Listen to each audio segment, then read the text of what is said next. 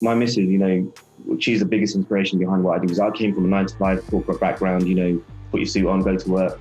I always wanted to break out of that and start my own business, but I never had sort of the guts to do it. But then I see her, and she did one business, it kind of went south a little bit. She learned something from it, moved on to another business, and, keep on learning to the point where she's at now, where all her sort of, what others would call failures are the reason why she's being successful now. Because, she's learned from all that and she's applied it into what she's doing now. So keep on learning, I'd say, just keep on learning. That's all I can say. And always be developing. You have to be. If you don't, you're just going to fall stagnant and you'll fall behind. You keep your eye off the ball, and when an industry with so much competition that someone else will just take your position. That's it.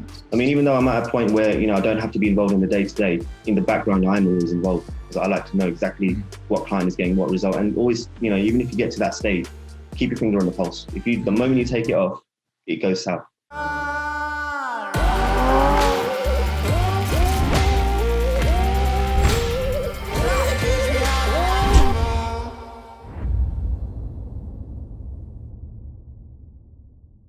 What's up, guys? Jordan here. Today, I'm joined by Taz. Taz is a member of the Affluent Academy who actually joined as a 7-figure agency owner. He then launched a new subsection of the business just focusing on social ads, so Facebook advertising, and he's already hitting huge numbers in that side of the business, multiple 6 figures. And so I wanted to get Taz on to discuss his success and what he has learned as an agency owner and how he's managed to now launch this new division and have so much success and scale this up. So Taz, firstly, thank you so much for being here today, mate. I'm looking forward to getting stuck into this. No, thank you for having me, man. I really appreciate the time. Love it.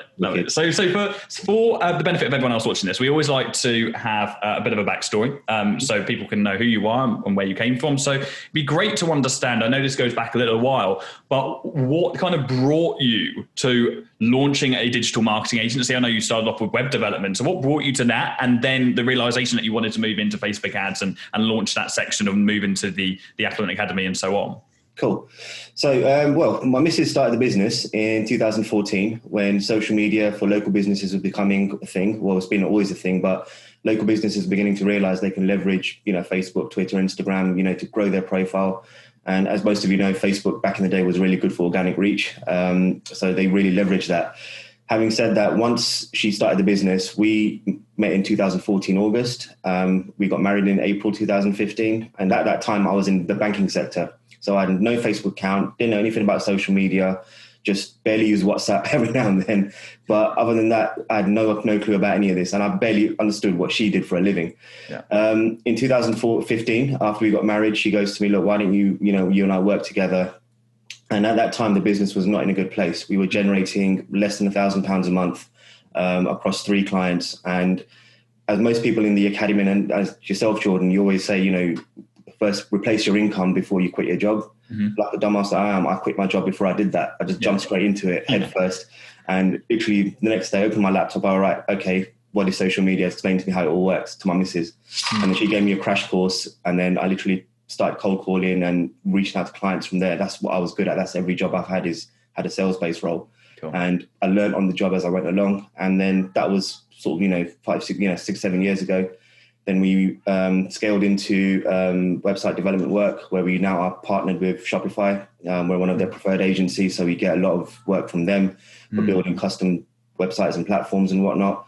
And then from there, we literally then moved into Google Ads in 2016 or 17. And from there, we've realized Facebook was an area that we weren't very good at. We needed to, grow into that. And then I started binge watching a lot of YouTube content, including yours, Jordan, where I learned a lot about Facebook from the ground up, did some of the accounts myself. And then I realized I can't manage all this myself. I'm good, but I'm not great. I need people who are better than me at this. Yeah. And then we literally just started recruiting people, built a team around the whole media buying side, and then went from there really. And the last 2 years have been really, really good for us. Love it. That's amazing, man. That's so good. And you're working with your missus as well. I'd like to jump into that. A lot of people say, how does that work? And I'm like, it works better than normal day to day. That's good. That's it. Because she looks after the web development side of things. I can't build a website to save my life. Okay. But I'm better at the whole media buying and looking at the numbers, the data, because that's my sort of background. Nice, I grew up around spreadsheets in my whole working life. Yeah. So, applying the analytical mindset really, really helps. So yeah, it's been a trip. It's been a big, big learning curve. Oh man, So can you give us an idea of like your sales? I know you just mentioned cold calling and you come from a similar background to me. Can you give us an idea of like what that process looks like on acquiring new clients? I mean, obviously I imagine you're getting quite a lot of inbound now because as any big agency builds and you get good results, people talk about you and they shout about you and you've got a presence online. But what did that look like beforehand when you were starting out? Well, before now, as you mentioned, we get a lot of inbound work and we've got a little bit of a sales process going on in terms of getting more outbound working for ourselves. But when we first started out, we literally had no client base whatsoever to work with other than the 3 clients we initially had. And from there, we literally built out. So what I ended up doing was literally went on Google, opened my laptop up and literally started calling every single business out there. I then started beating the high street, walking up and down the high street, approaching businesses face to face, giving them my card. And that's where we had our big break because one of the businesses in the local area, which was well known and well established, they came on board with us and we did some really good work for them. And every time we mentioned them to other new clients, in the local area, they were like, oh, okay, we know this guy, we know this business and it's been really good.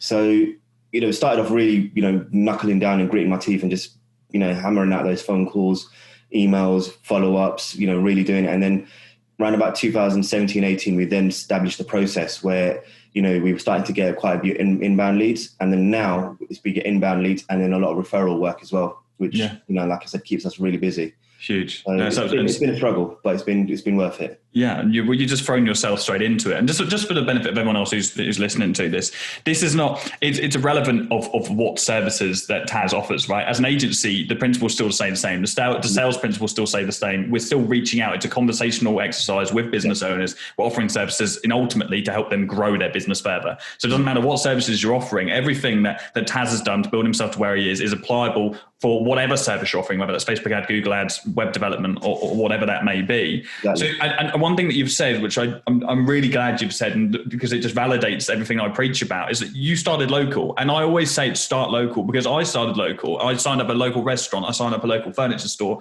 I signed up a local bathroom showroom. Not all of them are the best clients that I had. I worked with a local gym, which went from 1 gym to 3 locations over the first year. And building that reputation with local business was such a big leverage point for us initially because it was getting those referrals because local companies, local like cities and local companies that buy local culture, they're very cliquey. Lots of business owners know each other. They're in like networking groups. They go for brunches and they're on Facebook groups. And it's like, it's sometimes hard to get in, but when you're in, you're in. It's such a big thing. It was one of the biggest breaks. I mean, me and my missus, we were, like I said, down to our sort of last 3 clients. We were all 3 hanging on by a thread. And I said, look, we need some new blood. Let's walk up and down the high street, see what we got. And this is where at the time we lived in East London. So it's quite a busy kind of, area, a lot of businesses there. So we literally walked up and down. And after that, we ended up getting a bakery, an estate agent and a restaurant off the back of the estate agent. Yeah. And that really sort of gave us the security we needed. And then from there, we got another local garage business, which really, they were our biggest client at the time. We were charging them like $4,000 a month for SEO work. And that was the big break we needed. And from there, it literally just went on and on. We had some failures along the way as well, as any business would. I ended up going down this crazy route of doing mobile apps, which was a disaster. But you live and learn, then we ended up thinking, what's working well for us? We've got to do too many things at once, focus down on what we're good at and just do the best out of it. 100%. You got to try all these things as well. I can't only many things I've tried and failed on. So you got to have these crazy ideas because if you don't have them, someone else will, and one of them will hit the ground running. So that's it. I mean, for us, the biggest turning point was the whole Facebook side of things because, as I said, we were doing websites which then naturally led us into SEO and Google because it's kind of like in the same sort of ecosystem. But Facebook, even to my knowledge, at that time, 3 years ago, I never saw it as a platform where we can advertise, clients to, sell their products or services. But when I realized that you could, it blew my mind. And I thought, okay, this is something different that we can really, knuckle down on. And then I started, like I said, consuming a lot of YouTube content. And then one of the reasons I got into the Affluent Academy was to learn more about the whole Facebook marketing side of things. So I really refreshed my sort of sales approach overall. And, I've got to say, hands off to you, man. You built something really good, where, you've broken it down. It's really, for people like me where, I've not had a digital kind of background per se. Yeah. But it's really good, the way it's all structured and everything. And we actually use some of that work that you've done as part of our training for anyone in the house. But, nice. It's really, really good. We've actually built it out for clients and everything. It's fantastic. It's been a game changer for us. Good. Well, I'm really, really glad to hear that. What's the upsell process like? So you've got existing clients, and then you're changing and transitioning into like Facebook ads. How, for the benefit of anyone who's watching this, who maybe wants to upsell to clients on different services, how do you approach those conversations? So we look at obviously the client's business, and we qualify them in the sense of are they good fit for us? Are we a good fit for them? Is a product a proven product? We look at all the analytics behind it. What kind of traffic they're getting. So we we don't really necessarily work with startups as such unless they've got deep pockets and good funding. Other than that, we look at established businesses who are at a good point already. To give you an idea, we had a business who approached us. They were doing about 110K a month, and then they were getting like a 10 times return on ad spend on their Facebook, which was not bad. We've come in and we've taken that from sort of 10 times return on ad spend to nearly 25, 30 times return on ad spend while reducing their ad budget at the same time. And their game, we've literally changed the game for them to the point now where they're generating about 250K a month. And now they're looking at expanding out into the US, Europe, with distribution, and they're literally looking to go big, big with it. So for us, it was a case of, qualifying that client or the, clients that we work with. And then we say, right, when we look at our overall offering, okay, Google is more intention-based marketing. People are on Google because they want something. But Facebook is more of a disruptive marketing kind of platform where people are not on there necessarily to buy something, but if it piques their interest, they will buy that product or buy that service. So we pitch it from that angle, and that always sort of works. And a lot of clients, even to this day, they're very skeptical about Facebook as an advertising platform. They think, it's only good for, poking people and connecting with friends and, whatever, they still have that mindset from, years back. But when you show them results, we show them results, look, this is what we've got for client A, and we could potentially do the same for you. And when they see, amount of money going in, amount of money coming out of a Facebook ad, it kind of blows their mind too. And that's how we sort of position it. We leverage our existing results to prove the point that we're trying to make. That's crucial. Leveraging results. I always say it's getting them first couple of clients is like the hardest point, and then once you get a couple of clients, it's getting someone to put their trust in you. Once you got that, it's getting results. Leveraging them results, you're just set. Like once you can say, I've done this for person A, and this is you, and we want to do the exact same thing. Like it's a no-brainer for somebody because they can see on paper, on screen, exactly what it is that you're capable of doing for them, and they can envision themselves being in that position. So leveraging results. I mean, in fact, we leverage our results in meetings and in outreach, but it's not until the turn of 2021 that we actually started publicly boasting about and sharing our results online. We've signed up 12 new clients since the start of 2021. It's been ridiculous for us. And we literally had to hire a new ad specialist last week to keep up with this, and so we can continue scaling.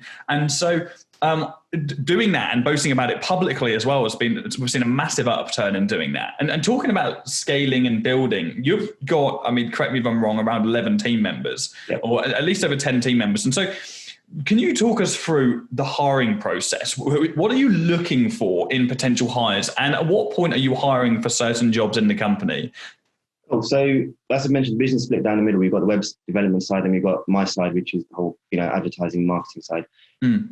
So when it comes to recruiting someone, the key thing because I worked in recruitment before my banking days, so I kind of had that background of what to look for in a candidate. And one thing I'm looking for is not necessarily the knowledge of how to, the ins and outs of Google or Facebook or whatever. It's more the case of the wanting to learn and wanting to improve the results. Because me personally, if I've got a client and I'm seeing they got 15 times return on ad spend, I'm like, okay, how can we take them to 20? How can we take them to 30? I want someone to have that kind of drive to really do well by the client and put the client at the heart of what we do. Not just, I know how to run Facebook ads, I can get you X result. Anyone can do that. And, who's, spent a bit of time learning about, advertising. What I look for is a drive to do better. And when I recruit someone, we just have an informal chat, no assessments or tests or anything, just an informal chat. Because my team also, sometimes deal with my clients, and I need to know that they're personable, that they're approachable. If I'm not available to speak to the client on any given day, like today is a bit of a weird day, so I can't do that because, I've got busy other things going on, but my team are managing the clients and communicating with them, whether it's through phone, Slack, whatever. So I look at, how personable the person is. Are they a good communicator? Are they, willing to learn? And are they willing to put the client at the heart of what they do? These three things are crucial for me because it's what I do for myself and what I expect of myself, and I expect that of my team. Anything else, they're completely empowered to do what they want. So if a client says, I want to do this, and my staff or my team member think, oh, that's not such a good idea. They're empowered to say to the client, that's not a good idea. Yeah. I think we should do this, or we do that. They're free to think and free to adapt to the strategy, the client wants. And if they think that it's not going to work, they're free to say so, and they're empowered to do whatever they want as long as the client gets results. And that's it. I keep it very simple, very straightforward. And there's always training going on. There's always, some banter going on. Right now, we're all getting into cryptocurrencies as a group, we're learning more about it. So there's always this camaraderie as well, and nice. I look at, how someone fits in. And then with my wife's team, I don't know what she does, to be honest. I'll just leave her to it. She's got her own thing going on. But with my guys, because we're dealing with clients a lot in and out with, numbers, strategy, business and things like that, we need to really stay on top of it. And, someone who's willing to go the extra mile and learn, keep on learning. Because these kind of platforms are always changing, man. I mean, Facebook has gone from what it was 5-6 years ago to what it is now, and it's always changing. You have to stay on top of everything. Yeah. And who knows? We might not be advertising on Facebook in 10 years. We might all be doing voice search, or there'll be some other platform. We'll be advertising on Clubhouse. Yeah. Who knows? It's all going to change. And that's the job of a marketer, isn't it? Yeah. Ultimately, you've been picking up on services which you're getting good revenue for, and you're making predictable income from. But ultimately, you don't have no commitment to Facebook or to any of these platforms. You will just move into whatever service you need to move into. And I think that's the beauty of our type of business model, is that all we need to do to stay on top is just keep adapting and keep staying on top of the next thing, and it's offering something. Ultimately, the thing that matters the most is getting returns for businesses. As long as we're getting returns for businesses, then we'll be making money. Absolutely. I mean, at the end of the day, for clients, like when lockdown first started back in March, nearly a year ago, obviously a lot of businesses, suffered. Even we suffered a bit. We had, we lost some clients, because they got affected. And what we ended up doing was we only reduced our sort of service charge for a period of time, to help those clients along. But with the Facebook side of things, we leveraged it even more. We said to every single client that was on our books at the time, we will do free Facebook marketing for you, provided, obviously if we get your results. The only thing you need to come up with is the ad spend. We will do everything ourselves free of cost.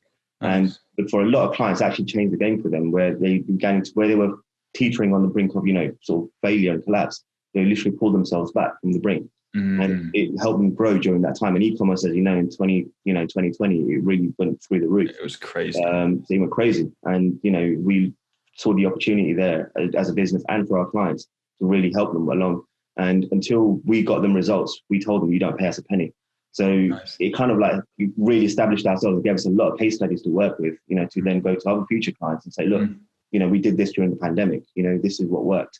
And, it worked in tough times. It can definitely work in, in good times as we go along, as we come out of this kind of phase we're in.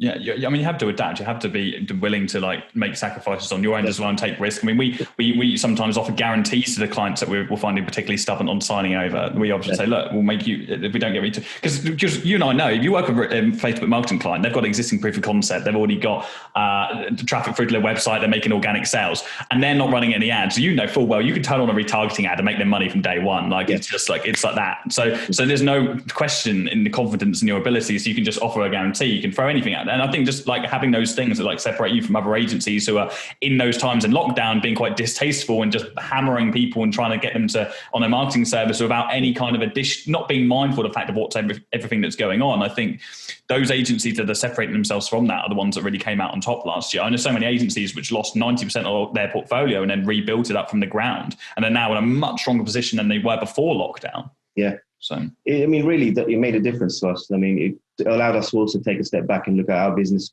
from a bird's eye view. Yeah. Because at that time, I think we were getting a bit bloated as a business. So we, trimmed ourselves down a bit, nice. Really sort of focused on what we were good at, really sort of put the client even more so in, at the heart of everything that we do. And, really, it's taken us to a new whole, within a year, we've seen some massive changes, not just, at the bottom line in terms of revenue, but in terms of how happy our clients are with us. 100%. And the key thing is, one thing I would say to anyone that's listening is communicate with your clients, man. Don't leave them be. Don't, How does that look like for you? What's your communication like? We give them one update at the end of every week. So every Friday, my team give me an update, a little breakdown as to what's going on, what's worked, what's not worked. And then we summarize that and then send it off to the clients. So one of my colleagues does send it off to the clients and say, look, this is what's going on. If you want to hop on a call, let's do that. And then that's in addition to the end of the month report as well. Yeah. Because what we were doing, we were just not communicating in the beginning when we started seeing ourselves get better. But, we just communicated at the end of the month. And the client from the whole beginning of the month to the end of the month didn't know what we were doing exactly. Yeah. And I realized, that's not cool. I would want to know. And a lot of our clients, they just leave us to it. Some, they want to look at all the nitty gritty details. So I say adapt to the client.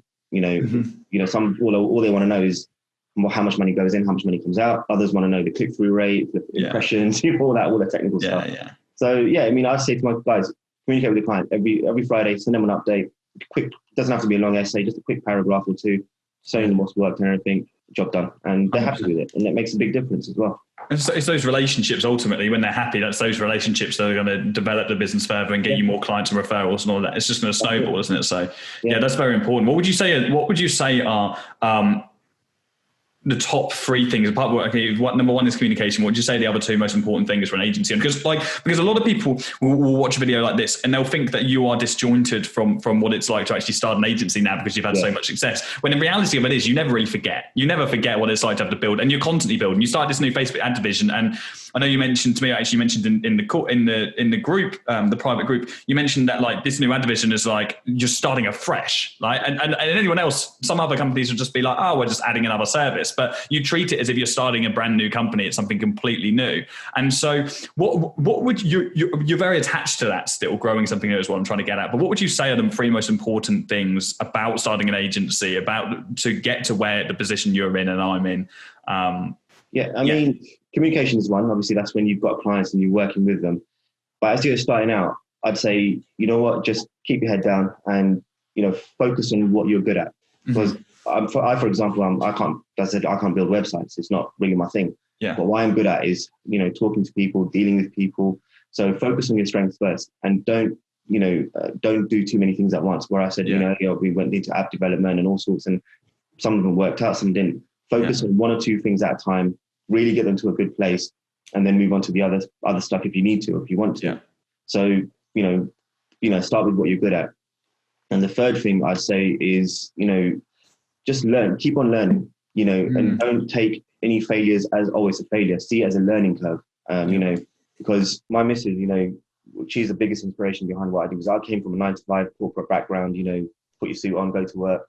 I always wanted to break out of that and start my own business, but I never had sort of the guts to do it. But then I see her, and she did one business, it kind of went south a little bit. She learned something from it, moved on to another business, and, keep on learning, keep to the point where she's at now, where all her sort of, what others would call failures are the reason why she's doing successful now. Because, she's learned from all that and she's applied it into what she's doing now.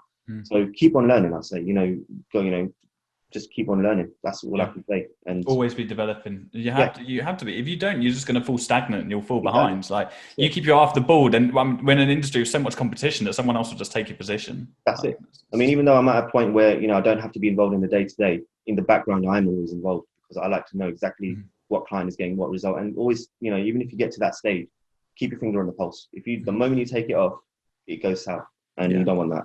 Definitely. No, 100%. Don't get stagnant. I've definitely had moments of time over the last 3 short years that we've had like a month or two where we get a bit stagnant, and all of a sudden you're like, oh, suddenly I've lost a client, and then you lost a bit of revenue, or you lost 2 clients. And if you're not keeping the pipeline full, like in sales, got number one rule, keep your pipeline full. You have to, because if you don't, then you're going to fall behind, and then you'll be committed to. It's like when somebody starts out, they get their first ever meeting, get their first ever client, they put all of their eggs in that one client. Something doesn't go right with that, they don't get results. They feel really shit about themselves because they can't deliver on that one client. When in reality of it is, it's probably just not a great client to start off with, or they may have made a few mistakes, but because they put all their eggs in that one thing, they then don't have anything else to emotionally support them to want to continue on and sign up new business. Exactly. I mean, it is a struggle. I mean, even now, even though I'm at the position I'm at, a lot of people would think, oh, he's made it. The way I see it, I haven't made it yet, because I'm still working away. I'm still, putting in, 8 to 10 hours a day.